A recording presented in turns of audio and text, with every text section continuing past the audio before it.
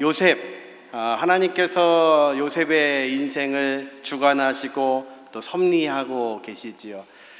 요셉은 항상 따라다니는 단어가 있습니다. 하나님이 요셉과 함께 하셔서 형통했다고 말씀하시죠. 그 형통은 우리가 원하는 것, 우리가 생각하기에 잘 되는 것, 그것이 형통이 아니라고 말씀드렸죠. 형통은요, 하나님의 생각이 내 인생을 통해서 진행되어지고 완성되는 것, 그것을 요셉이 보고 있습니다. 20여 년의 애굽의 살이를 그가 하나님 앞에서 섭리를 이제 발견하고 있죠. 하나님이 나를 먼저 보내셨구나. 이유는요, 이제 생명을 살리시기 위해서. 첫 번째 생명은 애굽 땅에 있는 사람들, 조금 더 넓히면 그 근동에서 가뭄으로 고생하고 있는 여러 나라 사람들, 또 종국에 하나님이 계획하시는 것은요, 야곱, 우리 아버지의 집에 있는 식구들이 이 땅에 들어와서 이들을 통해서 하나님이 이스라엘 나라를 만드실 것을 그가 하나님의 섭리로 보고 있는 겁니다. 저와 여러분의 인생도 마찬가지입니다. 하나님이 우리를 섭리 가운데 인도하고 계시는 것 믿으시기를 주님의 이름으로 축원합니다. 그런데 하나님 섭리하시는 것을 알면서도 우리는요, 하나님의 그 섭리 앞에서 우리의 연약함 때문에, 때로는 우리의 두려움 때문에 하나님의 그 말씀대로 걸어가지 못할 때가 있습니다. 주저주저 하는 거죠. 오늘 본문은요, 이제 요셉이 가나안 땅에 있는 야곱 아버지를 전체를 모셔오는 겁니다. 그들의 가족들을 다 데리고 와서 애굽으로 이민하는 내용들이 오늘 본문에 적혀 있습니다. 야곱은 이제 그 고향을 떠나야 됩니다. 가나안 땅을 떠나야 됩니다. 그에게 두려움이 있겠죠. 염려가 있겠죠. 이 염려들을 우리 하나님은 어떻게 인도하시는지 1절 말씀 같이 보겠습니다. 1절의 말씀 보니까 같이 읽죠. 이스라엘이 모든 소유를 이끌고 떠나 브엘세바에 이르러 그의 아버지 이삭의 하나님께 희생 제사를 드리니. 이스라엘이 이렇게 시작합니다. 하나님이 야곱의 이름을 바꿔주셨죠. 어디에서요? 야복 강가에서 하나님이 씨름하시다가 그의 환도뼈를 내리치시면서 이제는 야곱이라 부르지 않고 이스라엘이라고 그의 이름을 바꿔주셨습니다. 그런데 성경은요, 계속해서 이스라엘과 야곱의 이름을 번갈아 사용합니다. 이스라엘, 하나님이 이렇게 부르실 때에는요, 야곱 개인을 부르시는 것이 아니라 야곱을 통해서 이루실 하나님 나라의 전체를 부르실 때 그렇게 부르십니다. 근데 여전히 야곱은요, 이스라엘이 아니라 여전히 야곱이죠. 형의 발꿈치를 잡던 사람, 더 의역하면 사기꾼, 도둑놈, 그게 야곱의 인생이었죠. 근데 오늘 본문은 그렇게 시작합니다. 이스라엘이, 야곱이 이제 모든 소유를 가지고 떠나기 시작합니다. 하나님의 주권과 하나님의 섭리를 기대하고 있는 거죠. 그런데 브엘세바에 이르러서 하나님 앞에 예배를 드리는데 어떤 하나님께 예배를 드리냐면 아버지 이삭의 하나님께 예배를 드리고 있습니다. 브엘세바, 두 가지 의미가 있습니다. 이 브엘세바는요, 할아버지 아브라함, 아버지 이삭이 제단을 쌓고 하나님께 예배했던 장소입니다. 드디어 야곱도 그곳에서 예배를 드립니다. 성경은 말씀하시죠. 우리 하나님을 어떻게 부르냐면 아브라함의 하나님, 이삭의 하나님, 야곱의 하나님 이렇게 부르시는데 이제 드디어 야곱도 그의 조상들처럼 하나님 앞에 이 중대한 문제, 이 하나님의 약속의 땅을 떠나는 문제를 가지고 엎드려 기도하고 있습니다. 지금 야곱이 변했습니다. 예전 같으면요, 어떤 소식을 들었나요? 그 사랑하는 아들, 죽은 줄 알았던 요셉이 살아있다는 소식을 들었습니다. 근데 살아있는 것뿐만이 아니라 애굽의 총리가 되었답니다. 그러면요, 두 말도 하지 않고 모든 것들을 가지고 그 아들을 만나러 가야지요. 야곱이 그런 사람이잖아요. 복받기 위해서는, 더 좋은 것을 얻기 위해서는 앞뒤를 가리지 않는 사람이었습니다. 그런데요, 지금 이 브엘세바에서 하나님께 무릎을 꿇는 겁니다. 왜 그럴까요? 야곱의 인생은요, 조그만 성공을 원해서 아버지를 속이고 형을 속였던 사람입니다. 복 받으면 되는 줄 알고요. 그랬더니요, 그 작은 성공 뒤에 큰 실패를 경험했던 사람입니다. 그 땅을 떠나서 오랜 동안 오히려 자기보다 더한 사람 라반에게서 고생하며 살았던 그 아픔이 있는 사람입니다. 그러기에요, 이제 이 땅을 떠나가는데 그 두려운 마음을 하나님 앞에 무릎을 꿇는 거죠. 두 번째, 이 브엘세바는 어떤 의미가 있냐면 이스라엘 땅 남쪽의 마지막 곳입니다. 이제 브엘세바를 통과하면 가나안 땅이 아닙니다. 하나님 말씀하신 그 땅을 넘어서 새로운 경계를 향해 나가야 되는 그 시점에 야곱은요, 하나님 앞에 무릎을 꿇습니다. 여러분, 어쩌면 저와 여러분의 인생을 주관하시고 섭리하시는 하나님은요, 우리가 오늘도 이 경계선을 넘으라고 말씀하실 때가 있습니다. 경계선을 넘을 때 아무도, 그것이 편한 사람은 아무도 없습니다. 모두가 두렵습니다. 모두가 염려가 됩니다. 우리가 코로나의 이 경계를 넘을 때에도 두려웠고 회복될 때에도 여전히 두렵습니다. 저와 여러분의 인생 가운데 하나님은 어쩌면 이 한 해에 새로운 것들을 말씀하시고 그곳을 향해 가라고 말씀하실 때가 있습니다. 그런데 그것이 좀처럼 두렵고 힘들고 연약할 때가 있습니다. 그런데 여러분, 그럴 때에 우리는 어떻게 해야 되냐면 지금 야곱처럼 무릎을 꿇으셔야 됩니다. 하나님 앞에 예배하셔야 됩니다. 하나님, 말씀해 주십시오. 제가 이 땅을 떠나는 것이 맞습니까? 온전한 것입니까? 아들이 살아있다는 소식은 너무 좋은데 과연 그 땅으로 가는 것이 맞습니까? 하나님, 내 인생에 새로운 것들을 펼치시는데 하나님, 이곳을 향해 가는 것이 맞습니까? 하나님께 물어보셔야 됩니다. 이제 그가 무릎을 꿇자 하나님이 이렇게 말씀하시기 시작합니다. 2절 말씀 우리 같이 한번 읽어보죠. 그 밤에 하나님이 이상 중에 이스라엘에게 나타나 이르시되 야곱아 야곱아 하시는지라. 야곱이 이르되 내가 여기 있나이다. 아멘. 재미있는 구절이죠. 성경을 읽다 보면요, 재미있는 구절이 나옵니다. 지금 읽은 구절처럼요. 하나님이 이스라엘에게 나타나셨습니다. 그런데 뭐라고 부르시냐면 야곱아 야곱아 부르십니다. 왜 이러실까요? 이름 바꾸셨으면 바꾼 이름 부르셔야죠. 그런데 하나님은요, 여전히 야곱의 연약함을 아십니다. 마치 베드로에게 하신 것과 같습니다. 예수님이요, 베드로의 이름을 반석 베드로라고 고쳐주셨는데 한 번도 공생애 동안에 베드로를 부르실 때 베드로 부르신 적이 별로 없습니다. 뭐라고 부르시죠? 시몬아. 원래 시몬입니다. 예수님 사랑한다고 말하고 열심을 다해서 뛰기도 하고 열심을 가지고 있지만 여전히 실패하고 여전히 넘어지고 여전히 울부짖고 있는 게 베드로가 아니라 시몬입니다. 그러니까 주님은요, 그에게 한 번도 베드로라고 말씀하지 않으시고 시몬아 그러십니다. 주님을 배반했을 때에도요, 주님을 욕했을 때에도요, 그 제자를 찾아가셔서 베드로 이렇게 안 부르십니다. 시몬아, 너 시몬이야. 시몬이니까 그렇게 실수하는 거야. 시몬이니까 나 모른다고 부인도 하는 거야. 여러분, 우리 전능하신 하나님은요, 저와 여러분의 그 연약함을 책망하시는 분이 아니십니다. 지금 이 야곱에게 하나님이 찾아오셔서 이스라엘아 이렇게 부르시면요, 야곱은 이거를 감당할 수가 없습니다. 지금 내 인생 앞에 펼쳐지고 있는 이 문제, 20년 동안 속고 있었던 그 문제, 이 문제를 하나님 앞에서 나에게 이스라엘 이렇게 부르시면 감당하지 못하는 것을 하나님이 아셔서 뭐라고 부르시냐면요, 2번이나 야곱아 야곱아 부르십니다. 이제 야곱을 찾아오신 하나님이요, 그에게 이렇게 말씀하십니다. 3절과 4절 우리 한번 같이 읽습니다. 하나님이 이르시되 나는 하나님이라. 내 아버지의 하나님이니 애굽으로 내려가기를 두려워하지 말라. 내가 거기서 너로 큰 민족을 이루게 하리라. 내가 너와 함께 애굽으로 내려가겠고 반드시 너를 인도하여 다시 올라올 것이며 요셉이 그의 손으로 내 눈을 감기리라 하셨더라. 아멘.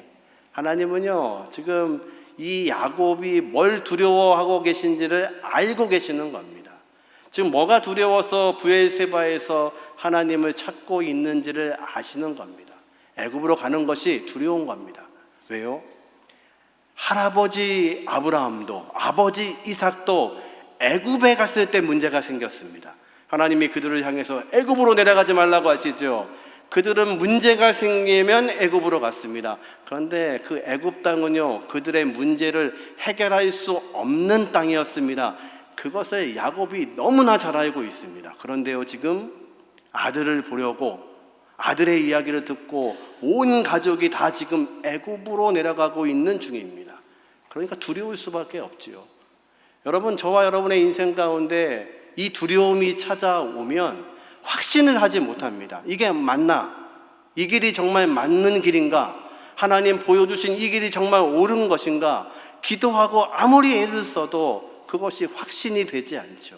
그때 하나님은요, 지금 이 야곱에게 확신을 시켜주시는 겁니다. 뭐라고 하시냐면, 애굽으로 내려가기를 두려워하지 마라. 네가 두려워하는 거 아는데 두려워하지 마라. 두려워하지 않는 이유가 뭐냐면요, 내가 거기에서 너에게 큰 민족을 이루게 하리라. 하나님 약속하셨던, 그의 조상들에게 하신 약속을 그에게 다시 하시는 말씀입니다. 또 말씀하십니다. 애굽으로 내려가는데 내가 너와 반드시 같이 가겠다. 여러분 기억나시죠?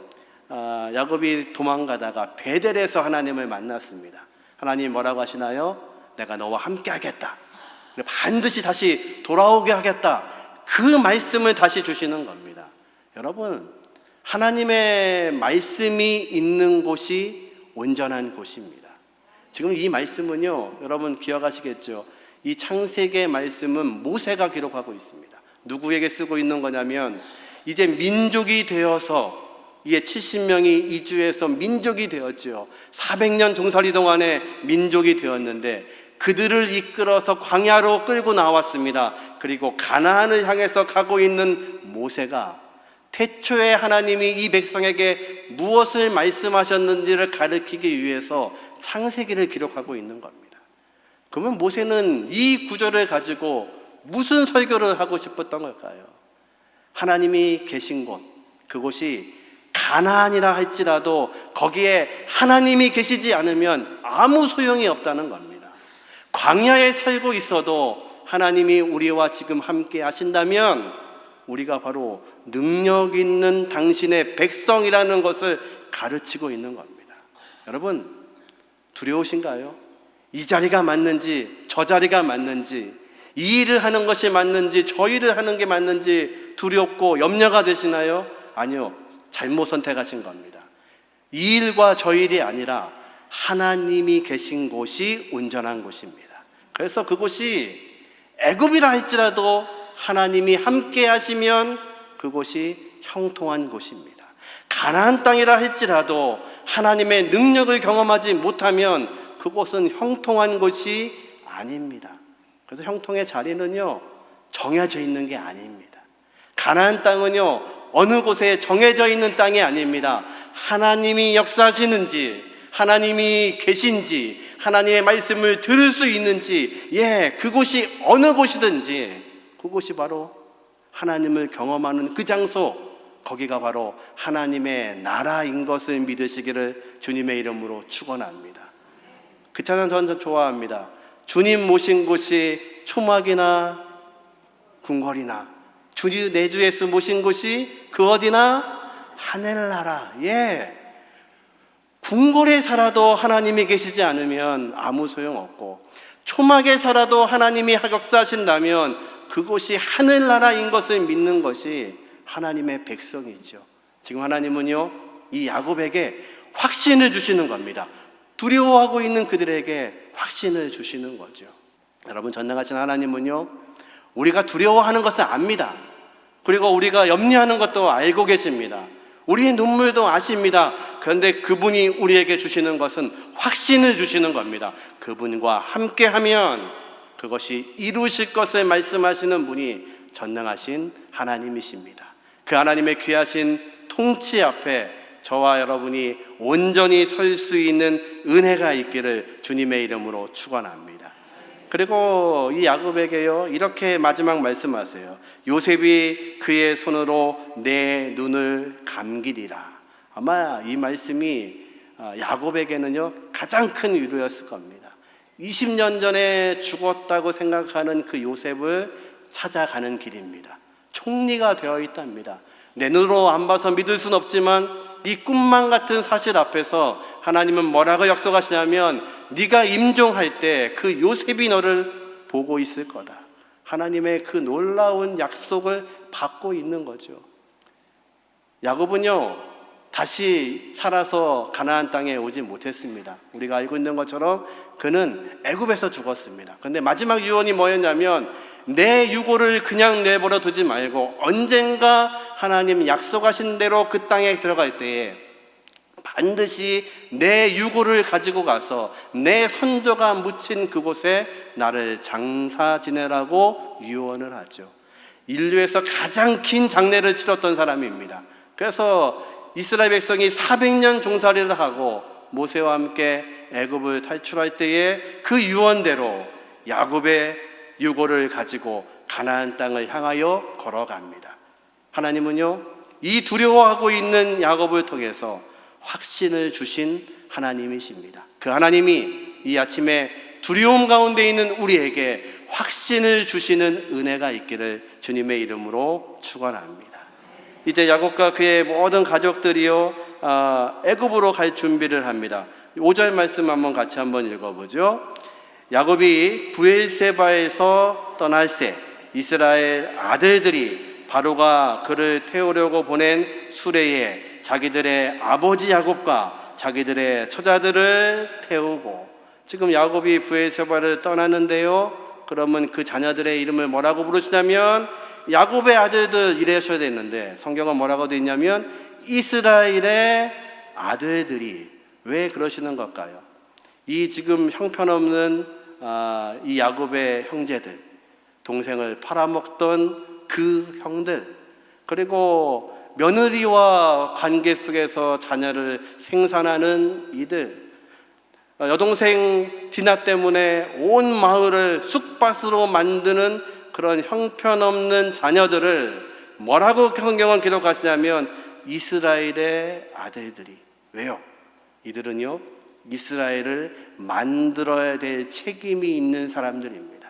하나님은요 아무리 형편없는 인생을 바라보시면서도 뭐라고 말씀하시냐면 내 백성이라고 말씀하십니다. 이스라엘의 아들들이라고 말씀하십니다. 사랑하는 성도님들, 우리의 가정들을 우리가 바라볼 때 때로는 가슴이 무너질 때가 있습니다. 우리의 자녀들을 바라보면서 가슴이 무너질 때가 있습니다. 이 험한 세상 어떻게 살아갈까? 그리고 저렇게 살아서 될까? 저렇게 살아서 가능할까? 우리의 가정을 보고 자녀들을 바라보면 무너지는 것이 사실입니다. 그런데 여러분, 그 자녀들을 하나님은 어떻게 바라보시냐면 내 아들들, 내 딸들, 내 백성들, 내가 하나님의 나라로 세운 내 백성들이라고 하나님은 말씀하십니다. 저와 여러분이 두려우신가요? 염려가 되시나요? 예, 하나님의 섭리를 발견하지 못하는 이유는 바로 그겁니다. 염려가 되고 불안하고 앞이 보이지 않아서 답답한 겁니다. 그래서 한 걸음도 내딛지를 못하는 겁니다. 베드로가요 무리를 걷다가 풍랑을 보고 바람을 보고 물속에 빠져들어갑니다. 그때 외치죠. 내가 죽게 되었습니다. 나를 구원해 주십시오. 주님이 즉시 그의 손을 붙잡으십니다. 예, 그의 약함을 아시는 거죠. 그의 마음은 아시는 거죠. 그런데 여전히 약합니다. 우리에게는 믿음이 없습니다. 그런데 하나님은요 우리를 어떻게 바라보고 계시냐면 내 백성, 내 자녀, 내 아들, 내 딸들, 하나님 나라의 백성들, 이렇게 말씀하십니다. 이 귀한 은혜가 우리의 가정들에게 함께 하시기를 주님의 이름으로 축원합니다. 내 눈으로 내 자녀를 보는 것이 아니라 하나님의 눈으로 내 가정과 자녀들을 볼 수 있는 귀한 은혜가 있기를 주님의 이름으로 축원합니다. 6절과 7절의 말씀을 같이 읽겠는데요, 반복되는 단어를 한번 찾아보십시오. 같이 한번 읽어보죠. 그들의 가축과 가나안 땅에서 얻은 재물을 이끌었으며 야곱과 그의 자손들이 다 함께 애굽으로 갔더라. 이와 같이 야곱이 그 아들들과 손자들과 딸들과 손녀들 곧 그의 모든 자손을 데리고 애굽으로 갔더라. 찾으셨나요? 뭘 반복하고 있나요? 애굽으로 갔더라. 지혜로우신 분들은 제 억양에서 힌트를 얻으셨죠. 지금 어디로 가고 있냐면 애굽으로 가고 있습니다. 무엇을 반복하고 있냐면 그 백성이 애굽으로 가더라. 왜 애굽으로 가나요? 애굽이 신실한 나라여서요? 아닙니다. 더 악한 나라입니다. 그런데 하나님은요, 고센 땅을 미리 준비하시고 애굽 사람들과 섞이지 않도록 그곳에서 하나님은 민족을 만드실 계획을 세우시는 겁니다. 그의 자녀들이 어떻게 가냐면 바로가 보낸 수레에 아버지를 태우고 자녀들을 태우고 아내들을 태우고 가고 있습니다. 아니, 뭘 잘했다고요? 그런 영광을 받을 자격이 있나요? 없습니다. 그런데 하나님은요, 그들을 지금 높이시고 계시는 겁니다. 전능하신 하나님은요, 우리의 가정을 회복시키시는 전능하신 하나님이십니다. 우리를 구원하시고 우리에게 생명의 면류관을 주시겠다고 약속하시고 우리에게 의의 면류관을 주시겠다고 말씀하시죠. 우리는 값없이 그 의의 면류관을 썼습니다. 그래서 내가 잘한 줄 알았습니다. 내가 예배 열심히 드려서, 내가 주일 성수 꼬박꼬박 해서, 내가 봉사를 열심히 해서, 전교인 수련회에 참석해서, 그래서 면류관을 받은 줄 알았습니다. 그런데요, 계시록에 보니까 그 면류관을 가지고 어린 양 예수 앞에 나갔더니 이 모든 공로가 나의 공로가 아닙니다. 나는 수레를 타고 애굽으로 갈 수 있는 그런 자격이 없는 자였는데 불구하고 나를 구원하신 분이 전능하신 하나님이십니다. 그래서 모든 백성이 어떻게 하나요? 자신의 머리에 섰던 면류관을 벗어서 어린 양 예수의 보좌 앞에 내려놓습니다. 이것은 우리 것이 아닙니다. 당신의 것입니다. 여러분, 하나님의 백성은요, 바로 그것이 하나님의 백성입니다. 우리는 연약하지만 하나님은 연약하지 않으십니다. 우리는 실수하지만 하나님은 실수하지 않으십니다. 우리의 인생 가운데서 지금 수렁에 빠지셨다고요? 아닙니다. 하나님이 섭리하고 계시는 시간입니다. 그 시간을 통하여서 그 수렁에서 요셉을 건지셔서 미리 애굽으로 보내셔서 일하셨던 그 하나님, 그리고 생명을 구원하시기 위해서 그를 사용하셨던 것처럼 저와 여러분의 인생에는 결코 실수하지 않습니다. 실수하지 않습니다. 하나님의 백성은 결코 실수하지 않고 그 하나님과 함께 걸어가는 것입니다. 이제 하나님은요, 이스라엘을 이루실 이 가족들과 함께 애굽을 향하여 걸어가고 계십니다. 저와 여러분이 오늘도 그 주님과 함께 걷게 하시는 은혜가 있기를 주님의 이름으로 축원합니다. 마지막으로 27절 읽고 마치죠. 27절 같이 읽습니다. 애굽에서 요셉이 낳은 아들은 2명이니 야곱의 집 사람으로 애굽에 이른 자가 모두 70명이었더라. 몇 명이 이민 갔나요? 70명이 이민 갔습니다. 성경을 여러 번 읽으신 분들은 그 본문을 자세히 읽으시면 숫자가 맞지 않는다는 것을 발견하시게 됩니다. 지금 모세는요, 이 글을 쓰면서 의도적으로 이 가족들의 이름과 내용들을 삭제하면서 70이라는 숫자를 맞추고 있는 겁니다. 70은요, 이스라엘 백성에게는 완전수입니다. 완전한 백성, 완전한 가족. 이 야곱의 가족이 완전하지 않은 자들인데 하나님은요, 그들을 완전하게 보시고 애굽으로 지금 이민시키시고 계십니다. 그 완전하신 하나님이 저와 여러분의 인생을 주관하시고 섭리하시고 우리의 가정을 통치하시는 놀라우신 은혜들을 우리의 대흥의 모든 공동체가 경험할 수 있기를 주님의 이름으로 축원합니다.